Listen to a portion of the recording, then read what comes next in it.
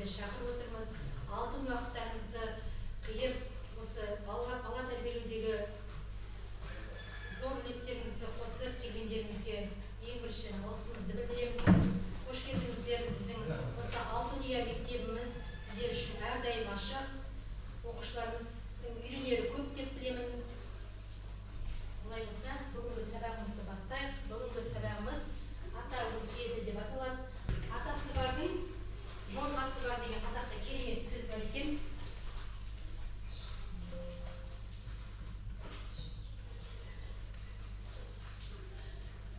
Атасы бардың жорғасы бар деген ол не деген сөз десек, яғни балалар, үйінде атасы бар, үйінде әжесі бар бала деген қанша дегенмен де өмірі ретті, жайлы болады екен. Яғни атасы бағыт беріп отырған әр отбасының балалары сондай керемет дана болып өсетініне біздер сеніп жүрміз және де көріп келеміз.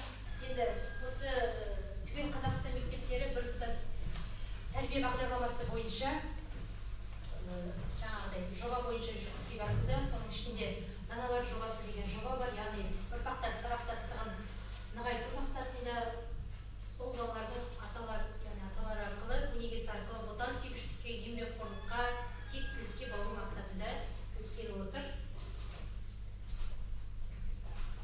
Енді шымылдығын, осы кешіміздің, шарамыздың шымылдығын оқушыларымыздың күйімен бастасақ, келе қойыңыз тоқтар.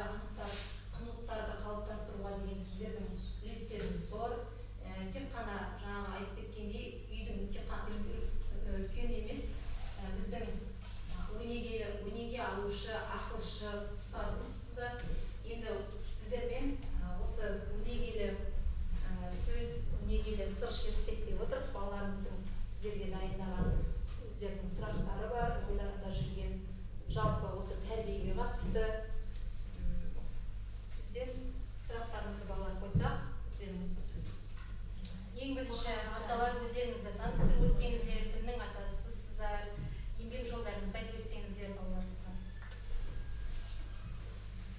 Мен өзім таныстырып өтсем, мен Ерғалидың атасымын. Негізі мамандығым шофер болып жұмыс жасадым. Күні училище, енді қазір зейнет жасындамын. Жасым 66-да. Осы елді қалаға көшіп келгенде сол балалармен бірге тұрып жатыр. Енді мынау немерем Ерғали бірінші немерем. Енді балаларға айтарым басқа. Мынау жаңағы отан сүйгіштік арым тәрбие деп жатыр. Енді оны үйде де айтылып жатқан болар. Енді мынау бізде қазақта ырым көп, тыйымдар көп. Енді үлкеннің алдын кеспе дейді, үлкенге қатты сөйлеме дейді. Енді ол бәрін сіздер білесіздер. Мынау автобусқа мінгенде үлкендерге орын беру, оның бәрін білесіздер ғой енді. Басқа енді ырымдар көп, мынау мысалға айға қарап қолын шешетпе дейді, о да жаман ырым дейді. Ал мынау мына жерде мына қамшы тұрады, қамшыны ата-бабамыз атқанын енді ұстаған, сосын қазіргі кезде төрге де жын шайтан жоламайды деген ырым бар қамшы тұрған жерде. Ал басқада мына ертоқым деді, мынау жаңағы ініміз мал бақтым дейді, енді малдың айналасында сол ертоқым жайын түсіндіріп өтсе, қайсысын несін етер? Мен өзім таныстырысымен қалай тұрғаны, қандай сапырын адаларыны. Мына Адалғали Айарудың атынан келіп өт, қызғалар күн немеден мынау. Осында отырауыз қырқуға түсті. Енді мынау өзім бұрын малшы көрдім, соңғылапты қожалық ашып, жеміс жидек, бау-бақшамен айналыстым. Қазіргі таңда мына Тачиганск қаласы ауылында, районында тұрамын.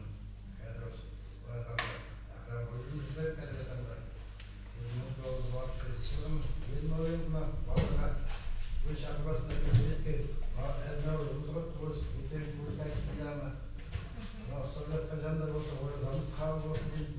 Бүгініміз наурыздан мейрамда мынау жаңа ата-анаға айтып кетіп отыр, алдағы тәрбие жаңа үлкенге құрмет кішіге ізет дейді ғой. Қазақтың салт түрі бар. Белғанаты ат дейді, бұны жаңа атқа мінгенде қолданатын құрал бол. Бәрімбай құралы бол. Ат дейді, жаңа үзеңкі дейді, жаңа сарабға дейді. Қомырау күйіп, бұйымдырық дейді. Күйісқан. Ата құралдарды жақыннан келіп көрсете аласыз мына жерлерді?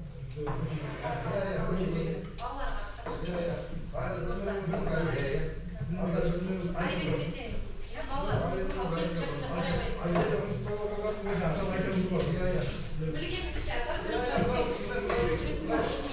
Кемеден жасаған мынау өзен деген болады мынау. Мынаның жерде қайыспен жасаған аралға. Екіншіде айын шығармайын дейтін болады бұл жерде. Неден жасайды? Енді мынау не бар бұл жерде? Ат құралдардың несі бар? Жүгел, ноқта дегендері бар. Сосын мына жерде өмілдірік дейтін болады алдында. Мына жерде бар болдық қойды. Байланып тұрады, ер жағында. бала деген бала десек.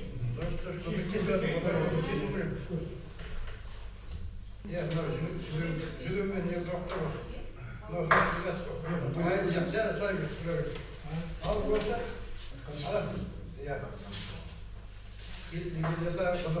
қазақта терді үйдеп, онда жасайды олар. Мынау дейді, көп жүрме дейді. Мынау алты жүрме жасағанбыз. Алты бөліп, мынау көп жүрменің төрт үш бұршаны. Қолыңыздың қысқалығы мына төрт жүрме тасмағын кесіп, аяғында ата-бабаларымыз жасаған. Мынаның саңғы не болған, тобылғыдан жасайды. Тобылғыдан, мен мынау жақсы жасаған қамшы көрді ме? Алты үйіне Қайсы анау болса енді. Рахмет, барлық келін болса енді. Рахмет сізге. Балар амандыққа етер ғой, соны үнім бөлек. Мына өкшесі бар, мынадан өтіп кетпей бөлек. Мінгенде. Мынаны өтіп кетсе ол ат түйретіп кетеді мынандай. Қалыңмендерің бар ма? Балалар кімде тағы қандай сұрақ бар? Сұрағымызды қояйық. Таныстырып Мен жаңа қалай аярдым, қыз бала.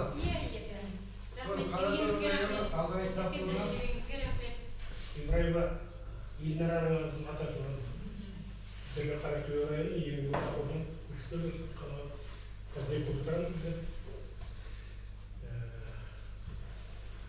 Ильнарайын мен бірінші немерем. Біздер енді қазір хаб шетіге келдік. Біз қалаға көшіп келдік деді. Балдардың бәрі уақыт дейді. Ауылда балдар қолында болмағасын, балдардың шаруалармен келіп қалдық, негізі ауылда адамдар дейді. Енді мынау келіп жатқан наурызда мейрамдарының құтты болсын. Ертең көрісіміз бар, алда наурыздың мейрамымыз бар, жемесі. Бәріңіз енді сабақтарыңды кешке оқыңдар, үлкен азамат болыңдар. Енді жаман дейді, одан түзелдік, қазір жақсардық, күшті заманда отырсыңдар балдар. Енді сендер оқуларың жақсы болды деп қазақстан көбейтіңдер дейді енді бәрінде. Басқа жерде жаңағы сұрақтарды айтып жатыр, соны бізге сол ғой тілектеріміз бәрін. Сұрақтарымыз жауап берейік болса.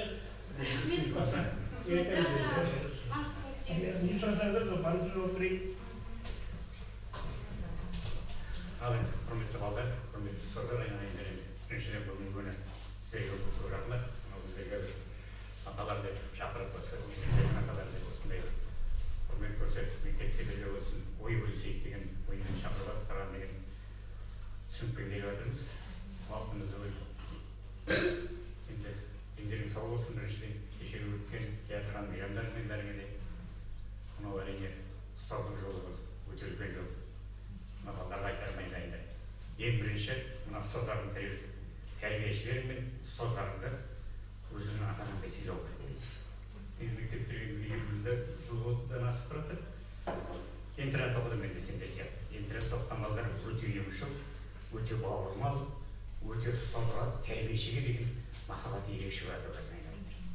Біздер мынау әлі күнге шейін осы облыстың түкпір-түкпірінен класстастарымыз бар. Ән жерінде әлі күнге шейін безетіп тұрамыз солармен. Сондықтан айтайын деген қадір енді өкінішке орай әрине, өкінішке орай. Біздің кездегі осы қатарластарым сияқты болмас. Кейінгі мына 40-тағы, 30-дағы ата-аналардың балдарының арасындағы түсініспеушілік әлеуметтік желіден көріп отырғанымды өте аянышты. Өте аянышты жағдайлар болып жатыр. Өздерің сезіп біліп тұрған боласыздар. Сондықтан енді әлеуметтік желіден аулақ болыңдар, шама келсе кітап оқыңдар. Ол кітаптан алған тәрбиелеріңді, ата-аналарыңнан алған тәрбиелерімен, ұстаздан алған тәрбиелерімен ұштастыра келіп, сол кезде ғана білімді азамат, білімді ұрпақ, сондағы сендерден шыға береді. Жігіт адам бар, 8 өнерпаз дейді ғой. Сондықтан 8 қырлы, бір сырлы болу әрине өздерінің амалында. Неге десем, қазір бүкіл мүмкіншілік бір жағдай, бүкіл жағдайлар сондай болу ғой.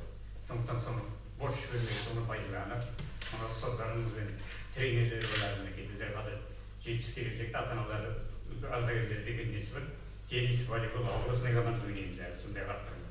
Ағалар ансамблі деген бар. Сондықтан қазірден бастап сенде бір кірпіш дүниеге кетеген тәтті барғалан деген бар. Кімді көреміз, білесіңдер?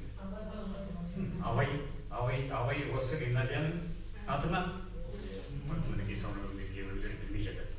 Біздің кезде Орамбол оқы және оқы дейді. Кел бабалар оқылып, оқығанды көңілге ақыласпен тапты. Бұл кімдікі?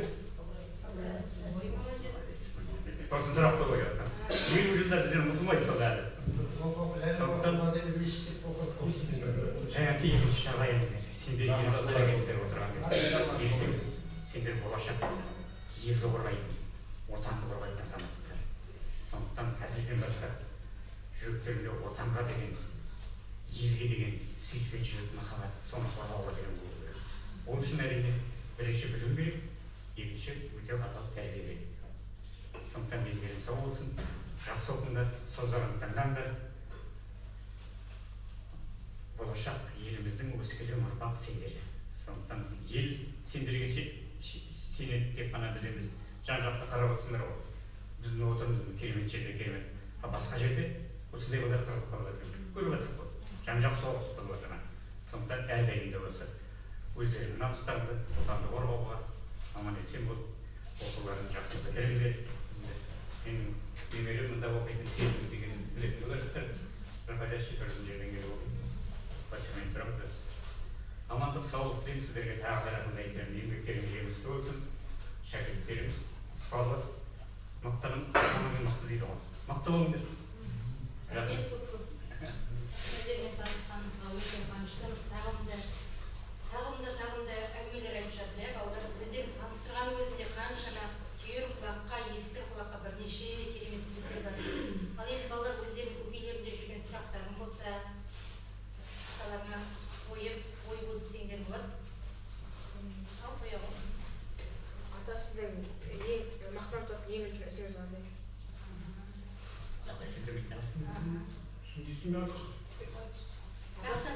Мақтан тұтатын ең үлкен ісіңіз қандай? Мақтан тұтатын ең үлкен ісіңіз дейді. Қандай болды?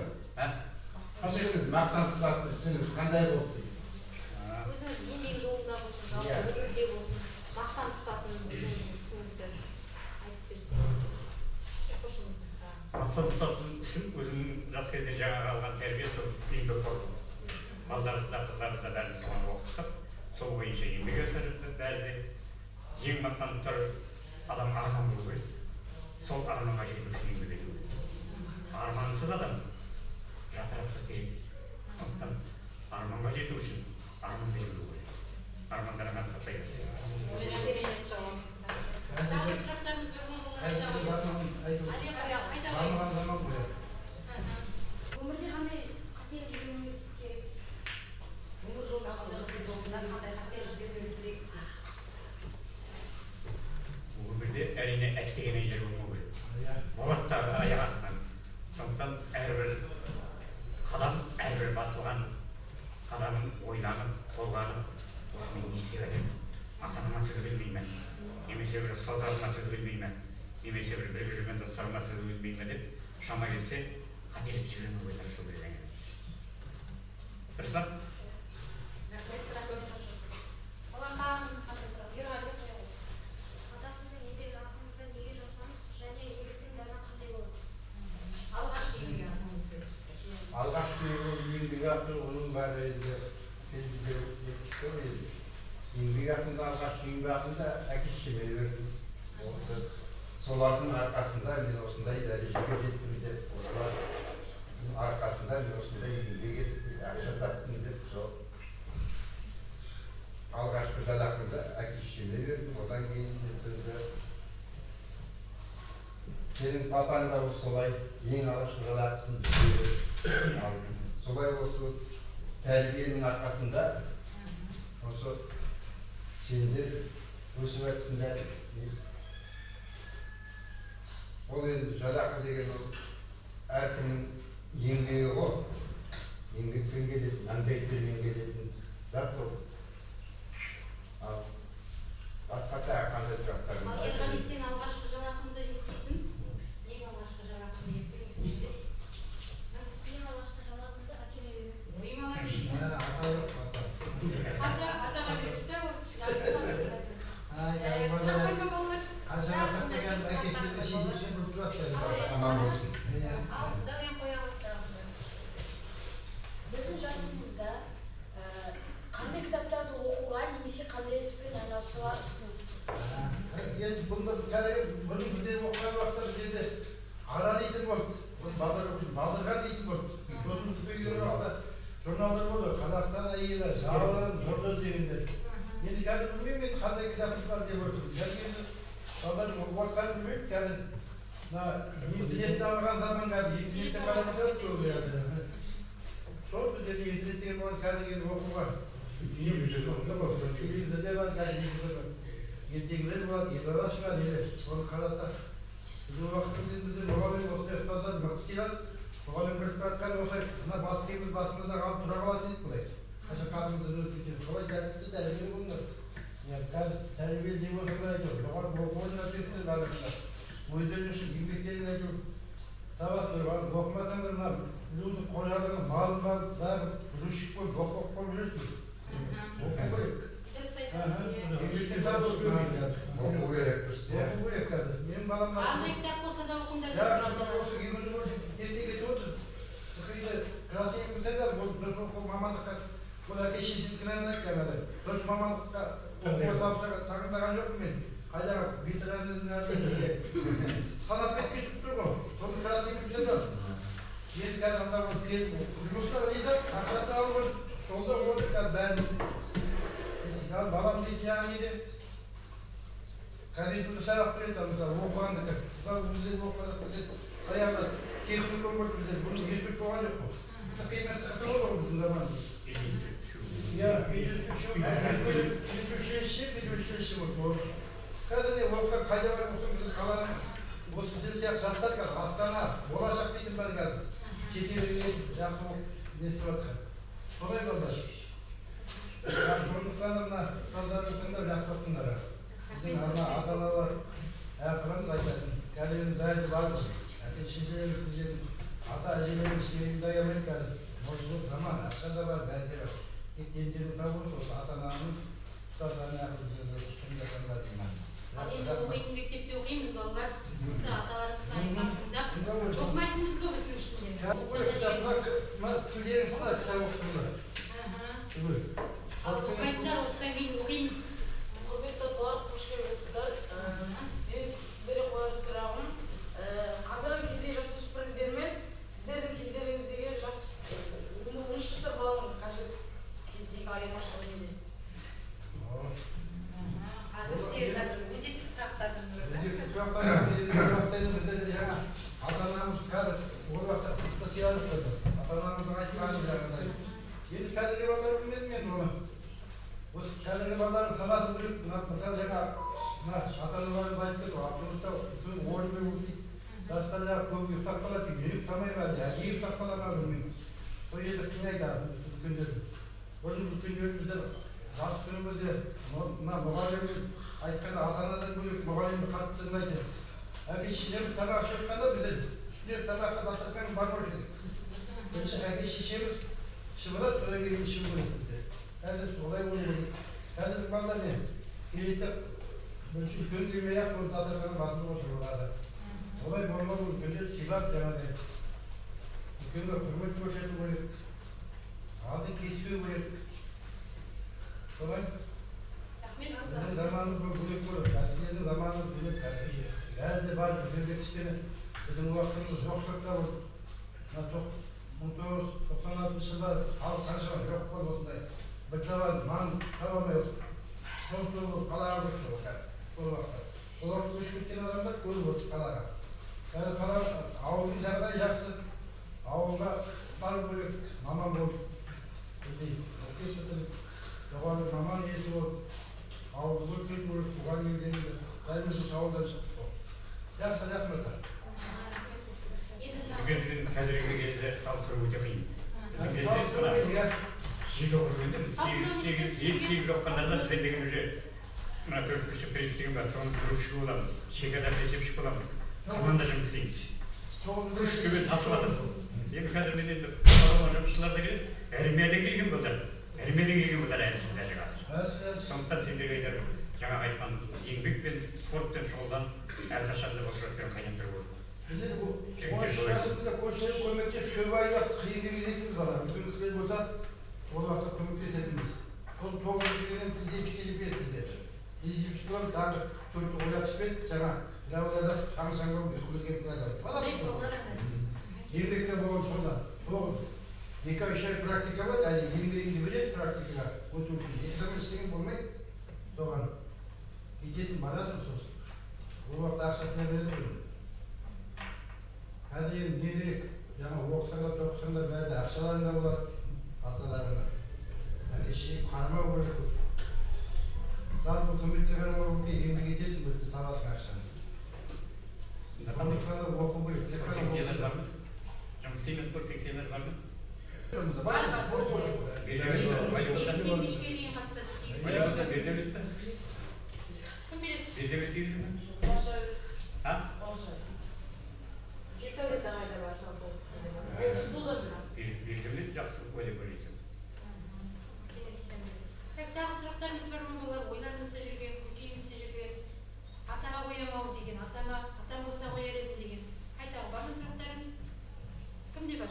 Аян бар ма айтаға? Құрметті аталар, менің сұрағым отанды сүюді неден бастау керек? Отанды сүю үшін отбасынан бастау керек. Мектептен бастау керек осы. Сонда ғана отан сүюшілікті үйренесің. Сразу мен отанды қорғаймын, отанды осыны тәрбиелеймін, алладан мұғалімдермен сол. Есіме қалмадым ғой кейбір. Бізге өзімізбен асығымыз алып келеді.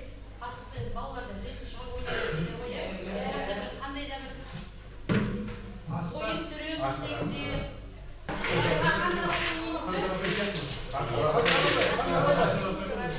Оған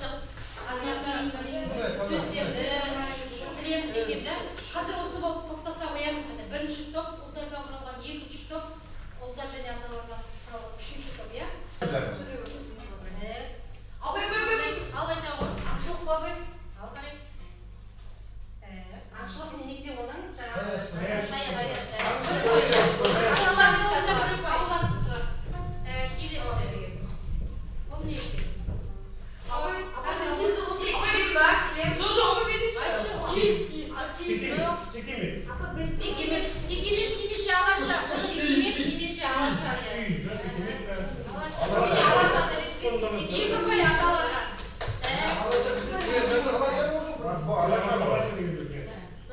Текеметті көбіне жерге төсеген. Сандық бәрі берілген аталар алға күттімі үші қой. Ыдыс-аяқ тағақ салып қояды бұған. Кебеже.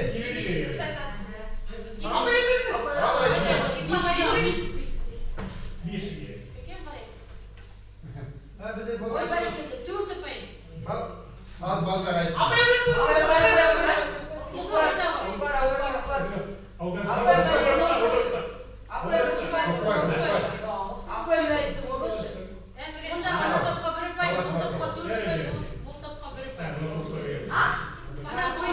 балаға береген, бізде балдар береген. Отты ойынның бірі. Кім айтады? Қалай?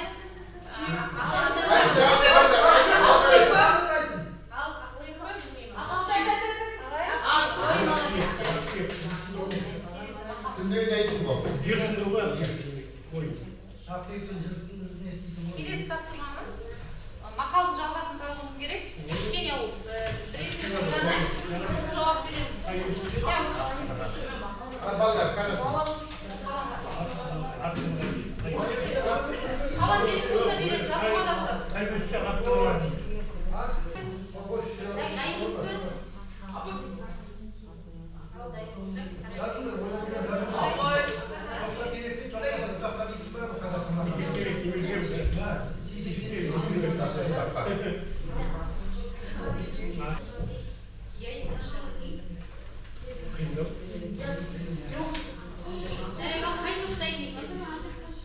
Жауап берейік.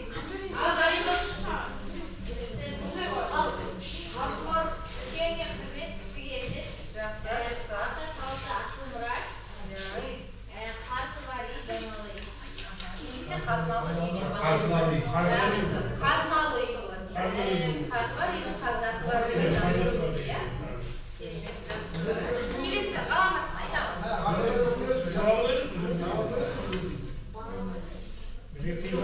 Қайсысы аттынығын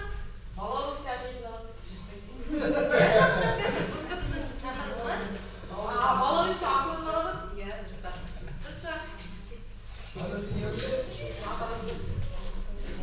қарай оқи ғой ғаламат. Атадан бата алмай, үй болмас. Ордадан үлгі алмай, би болмас деген. Келесі. Аздың атасы бір, көптің несі бір? Батасы бір, дұрыс айтасыздар. Келесі балдар.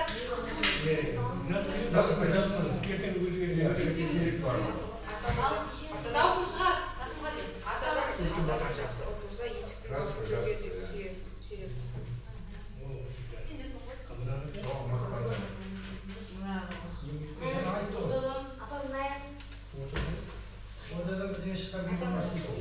Атадан жақсы оқылса дейді. Атадан жақсы оқылса не? Есіктегі басы түрге сүйреп. Елдің қамын жейді. Атадан жақсы оқылса, елдің қамы жейді. Келесі сөз. Мұхаммед жаңа берем. Атаға салты, балаға мұра. Ата салты, балаға мұра. асыл мұра. Жаңа бірінші топта кездесті да. Келесі. Үшіншісі. Үлкенге құрмет кішіге еді. Сіздерді қайталап кеткен да. Келесі тағы. Екіншісі. Kartı bari, Қарты бар. Сіздер басқа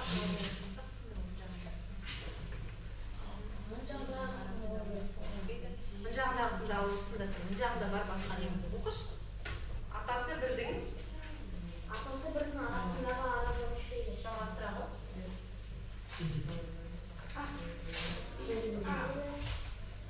Атасы бірдің анасы бірдің арасындағы татулық көшпейді деген сөз. Аталы сөз қандай сөз жаңа айттық? Баталы сөз да.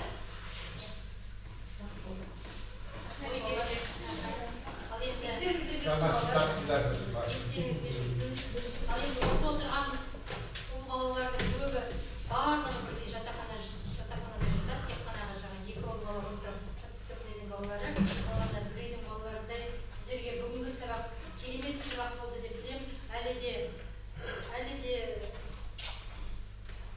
үйренеріміз, әлі де түсінеріміз, білеріміз әлі де көп. Әлі де сіздерді күтеміз, жиналыстарда күтеміз, тағы да осындай шараларда күтеміз, әлі де үйренеріміз көп деп білемін. Ал енді сіздерге көп рахмет, алтын уақыттарыңызды бөліп келгендеріңізге. Көп рахмет апалар, тағы да келе жатқан мерекелеріңіз айтып болсын, аман жүріңіздер, аман отырыңыздар. Келе отыра осындай алғыс хаттарыңызды марапаттағымыз келіп отыр. Құрметті Асқар Жақсығалиұлы, даналық мектебі жобасы аясында ата өсиеті тақырыбындағы кездесуге қатысып, жас ұрпаққа даналығыңызды көрсетіп, өнегелі өмірлік әңгімелеріңізбен бөліскеніңіз үшін шын жүректен алғысымызды білдіреміз. Ұлттық тәрбиемізді насихаттап, жас ұрпақтың бойында саналы ой қалыптасуына үлкен үлес қосыңыз. Сіздердің берген ақыл-кеңестеріңіз ұл-қыздарымыздың бойына адамгершілік, сыйластық, ар-намыс пен ұлттық құндылықтарын дәріптеуге шабыт берері сөзсіз. Сізге зор денсаулық, ұзақ ғұмыр, ұрпағыңызға амандық пен бақыт тілейміз.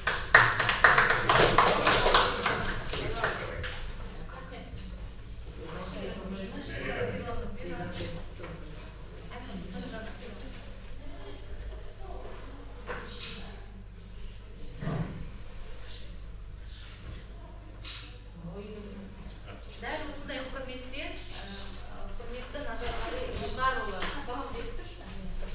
Назарғали Оңғарұлы аға, сіздер отыра беріңіз, бере қояйын. Жақсы келе қойыңыз.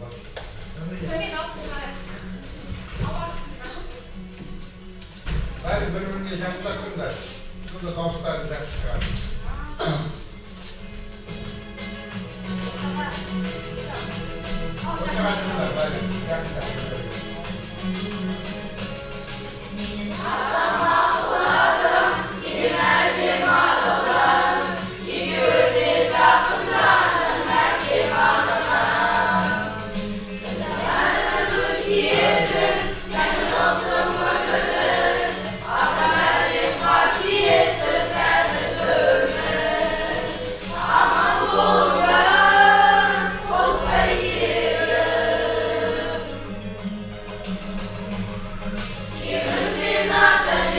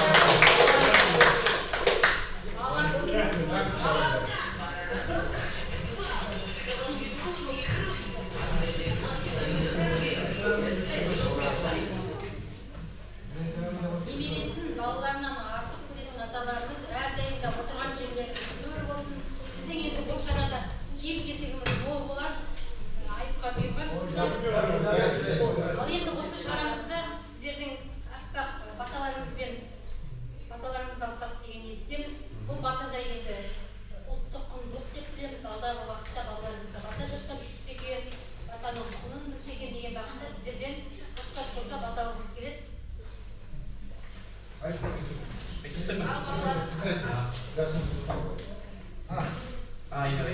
Kayınlar alakandan niyetken bireyim atmadandı akıbetken Kocarattan yöntüleri yerinde kabul et, imanında kabul et. Üskülüğün patlığına amantığın verip oldu, olumuz oluktu olsun, kızlarımız oluktu olsun, bilimli olsun. Aydan ayga, yıldan yılga mektepten klastan klasқа manesen көшіп, еліміздің ең болашақ қорған азаматтары болуына Алла тағала нәсіп етсін. Ой, рахмат. Аман жүріңіздер. Сіздерге көп рахмет. Сіздерге аман жүріңіздер.